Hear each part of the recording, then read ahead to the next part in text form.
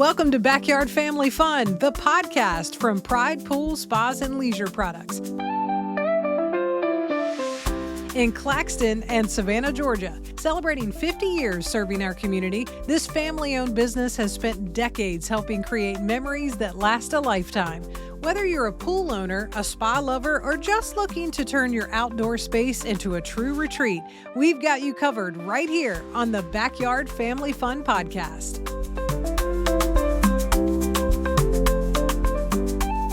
And as a crazy awesome deal for our Backyard Family Fun podcast fans, you get 10% off anything inside either location in Claxton and Savannah, excluding pools, hot tubs, or saunas when you mention the podcast. That's all you have to do.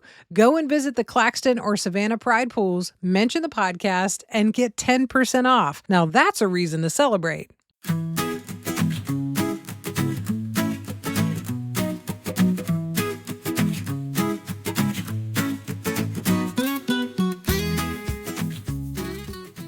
Welcome back to Backyard Family Fun, brought to you by Pride Pools, Spas, and Leisure Products. And I'm so excited to be sitting down on this episode with Marshall Smith. We're going to be having all the fun because we're getting down into the nitty gritty here and we're talking maintenance. And I know a lot of people have maintenance questions and really want to know, how do I maintain what I have? We're going to do 2 different episodes on this. So if you've got a spa, this is the episode for you.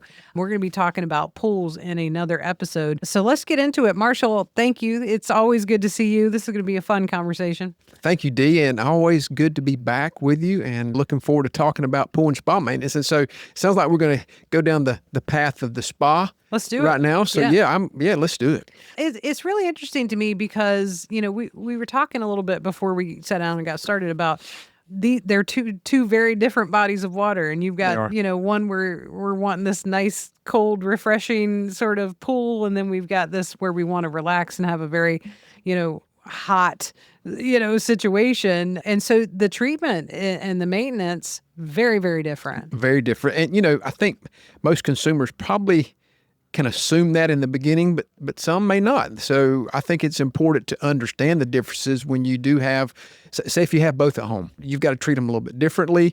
Or if you have one or the other, and since we're talking about spas, I would tell you that, yes, the good news about that, though, is that it's a smaller body of water typically. Mm-hmm. And so the amount of maintenance required is a much smaller than, say, a pool would be. So, when it comes to maintenance of spas, you're typically dealing with anywhere from, 250 to 1,000 gallons of water, whereas, obviously in-ground pools can be up to 30, 40,000 gallons of water in some residential yards. And so big difference when it comes to the volume, and that dictates a lot of the maintenance. Yeah.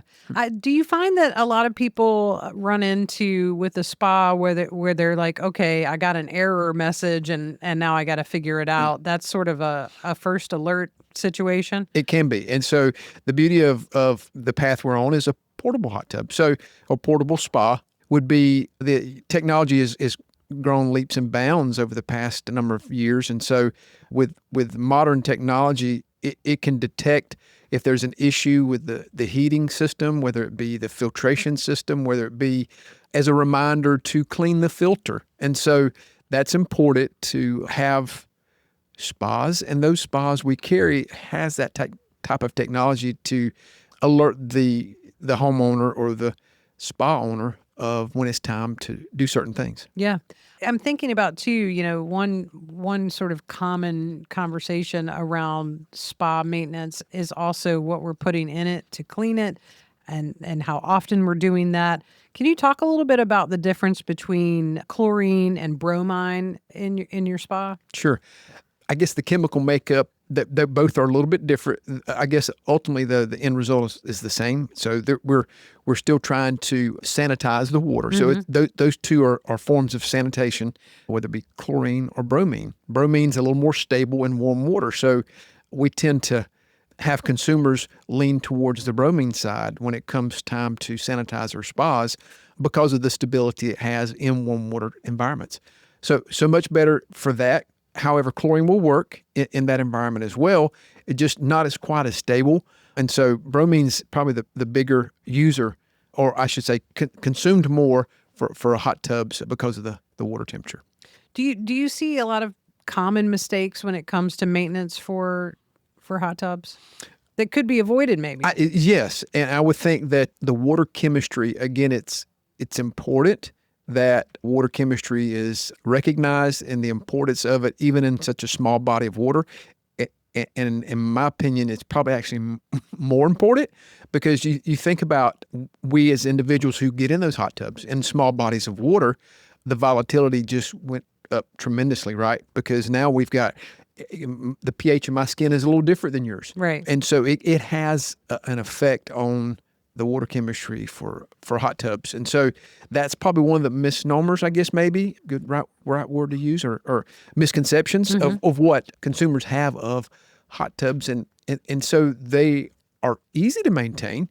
However, I think because the small bodies of water, consumers tend to think that there's not much to do, and there is. So you still have to make sure you're doing certain things. The beauty of it is that you're dealing with teaspoons and ounces versus pounds Right. in a spa. I mean, versus a pool. So, it's kind of like anything else, D, is that if anything worth owning is worth taking care of, right? And so anything that's a luxury item like a spa, you look at it as, well, you know what? I've spent X number of dollars for this hot tub.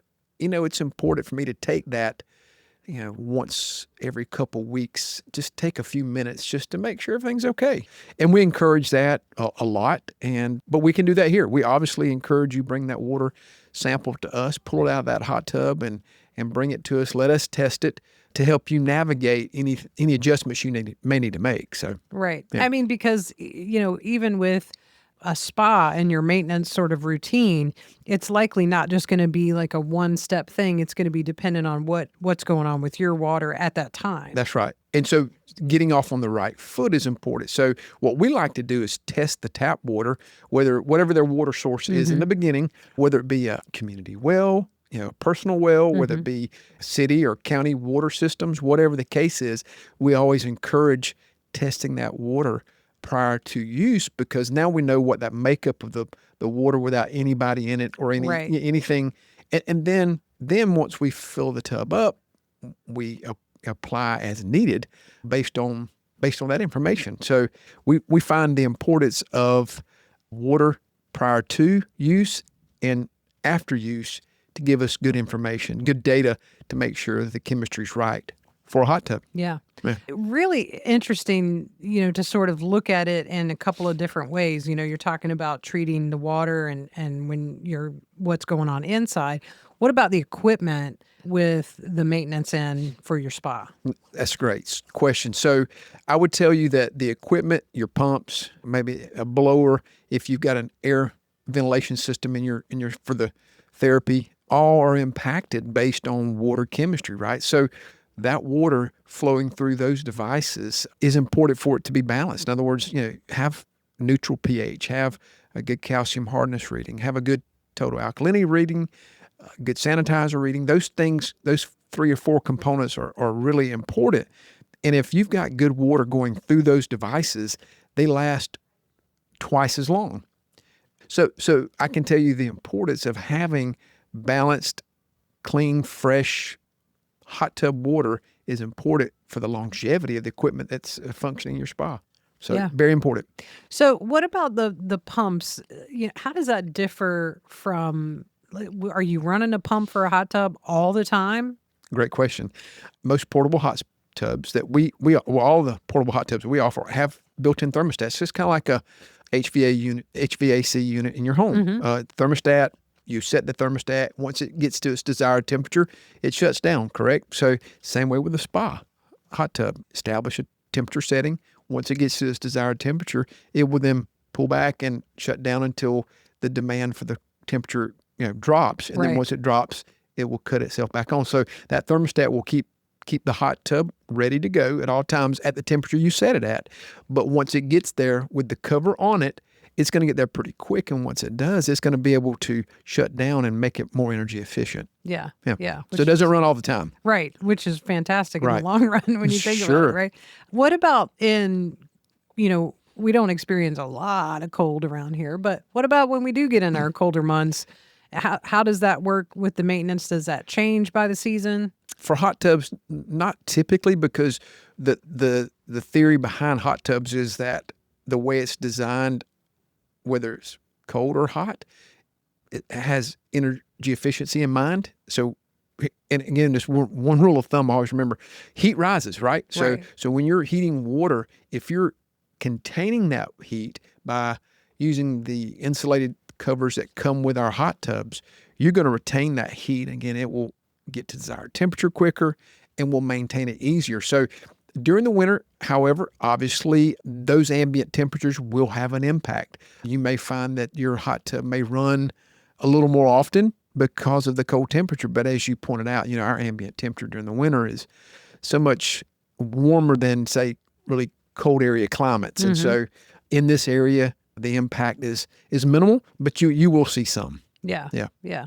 You were mentioning covers, and I think that's such a really big conversation for a lot of people because, what is the maintenance for your cover for your hot tub look like? Because you think, well, if it's off and on, off and on, off and on, what if I have to replace it at some point, that sort of thing. Excellent questions. And I would say that it's kind of like when you're in the industry, there are certain things that come to mind that you just kind of recommend to people that are kind of like the things that if you're going to own this, I wouldn't have it without it. Right. And so when you have portable hot tub industry, if you're going to own a hot tub, you want a CoverMate. And we call it, and that's a brand name. And so CoverMate is a brand name, but it's also, there's other brands that are called something different, but what it's designed to do is to allow you to take your cover of your hot tub on and off easily, and it stores it upright in a position where it keeps it off the ground. And so that alone will double the longevity of your hot tub cover. So it's a small investment that goes with the spa or a hot tub when you purchase it. I highly recommend it. It will extend the life of your cover, and it makes hot tub ownership easier because a single person can walk out there 3-5 years down the road and fold that cover back and then use that cover lifter to open and close the cover of their hot tub by themselves. Which is awesome. Which is by themselves. Yeah, which is huge. And so, back to the second part of that question is, 5 to 7 years typically, you're going to probably have to replace the cover, maybe a little bit longer. You might get a little more time depending on the environment that the hot tub and the cover has been in. But CoverMate is going to give you twice the longevity in the cover. So I highly recommend it. I remember the first time I saw that cover fold back on somebody's hot tub, and I was like, oh, this is magical. That's right. Yeah. Well, I mean, it just takes all the effort out of hot tub ownership, and it just simplifies it and just, makes it easier to get in and out of. And so highly recommend it. Again, there's different brands, but CoverMate is one of those that we also offer and wouldn't have one without it. Yeah, you can see the links to a lot of these products and get to them through the link in the show notes of this episode. Just a couple more questions before we go. We were talking about sort of the heat factor and about pumps. Yeah, are there any signs that the pump or the heater is failing, that someone could be like, oh, yeah, something's going wrong here? Great question. And I would tell you, when it comes to the pump itself, changing sound is going to be a good indicator of the pump losing maybe some of its integrity. Bearings in the motor will start getting louder. So that's one indicator. Obviously, if, the system, of course, having the thermostat, it'll come on and off by itself.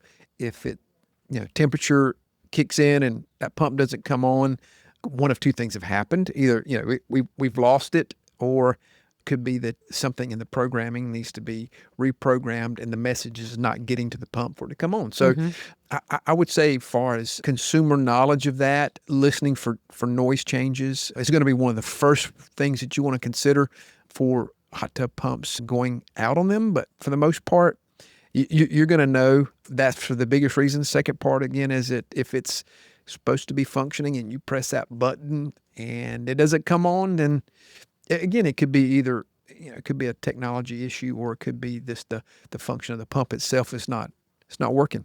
Right. So, yeah. Yeah. Good to know. Yeah. Yeah. When it starts making that noise that you're like, hey, something's off. That's not normal. Right. Yeah. Exactly what it so, is. And it's usually a little louder than what That's it right. typically is. Yeah. So, yeah. Yeah. That makes sense. All right. Last question. How many jets are too many jets in your I don't know if you can have too many Yeah? jets. That's an excellent question. I think if you've got the proper, I'm going to throw a big word at you, ergonomics in your hot Ooh, tub. there it If you've is. got the ergonomics designed properly in your hot tub and you've got proper placement Mm-hmm. of jets, it doesn't take a lot. But I don't think you could ever have too many. Yeah. I mean, who doesn't mind getting their toes and their eyebrows, kind of getting Get massaged all at the same all the time. way, at the same time. So it's kind of like, so you can't have too many, but I would No. tell you though, proper placement based on need. I mean, if somebody's looking for a hot tub strictly for entertaining and they want it, then probably more jets the merrier. Right. Or if it is, for both that and medicinal reasons, it could be, about jet placement, that lower back, the back of your legs, whatever the case may be, that's probably one of the biggest factors in deciding in what's most important to that individual. But great question about having too many. I don't think you can have too many. I mean, we've had hot tubs over the years that had over 100 jets in them. Right. And then I've had people come in and say they got a hot tub and it had 32 jets in it and it was perfect. Right. So, it just all depends on the need. Yeah. So, and so to speak. if you don't want to have a ton of conversation, more jets, you can turn them up. Nobody. That's right. That's exactly right. Just because you got them doesn't mean they have to be running. That's so right. you can, that comes a convenience factor to say, okay, I want that spa when That's I've right. got certain environments. And then when I'm by myself, I just have this one pump on, right? So That's right. Yeah. So that's the beauty of portable hot tubs is that typically have more than one pump. And so you can, turn on one versus the other, or you can turn it all on at one time. And so a lot of flexibility when it comes to hot tubs. It's nice to have the options. No It doubt is. about No it. doubt. That's and right. Marshall, too, I love that so many of these models you can come and see them and touch them and look at them at either location. There's so many out there now. Well, and so we find it important to be able to, this may sound silly, but to dry soak or dry test. In other words, get in the hot tub, take your shoes off. We want you getting in a hot tub when it's time for you to put one in your backyard. We want you to come get in and see how it feels to you ergonomically again to make sure you're getting the right one. Or you can wet test too. We have hot tub with water in it. So you can actually test soak as well. So that's a big deal, I think, when it's comes time to make that decision. We want you to feel like you're making the best decision based on what we offer you by either getting in it dry or wet. So that is huge, and we think it's kind of like test driving a car when you get ready to buy it, right? So you kind of treat it the same way. Yeah, I fell asleep in one earlier. So. There you go. You got to test it. Absolutely. Well, I would say it's happened to me more than once as well. So yeah.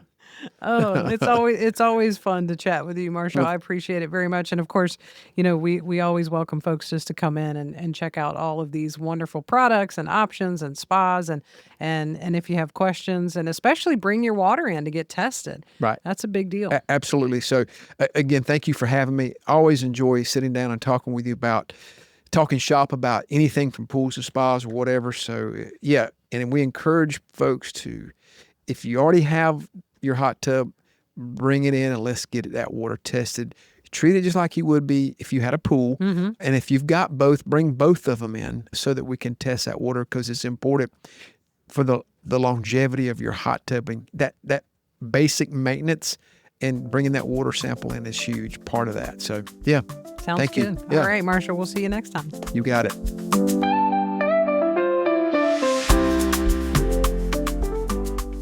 Let the celebrations continue. The team at Pride Pools is excited to give you a huge anniversary special. Actually, 3 of them. To celebrate 50 years all year long, you can get up to $10,000 in savings on 3 anniversary fiberglass pools. There are 3 sizes to choose from: the backyard size, the family size, and the fun size. How cool is that? So stop by the Claxton or Savannah locations of Pride Pools or go to pridepools.com for more information. Thanks for listening. Come by and meet your local pool and spa experts in Claxton on Highway 280 West or in Savannah on Gateway Boulevard South, or go to pridepools.com. If you love backyard family fun as much as we do, be sure to give us a rating and review and subscribe or follow on your favorite podcast platform so you never miss an episode. And if you have a question or topic you'd love for us to cover, drop us an email, info@pridepools.com, or tap the links for Facebook or Instagram in the show notes of this episode. We'd love to hear from you. Now let's go make a splash and have some backyard family fun. Pride Pools, Spas and Leisure, your home for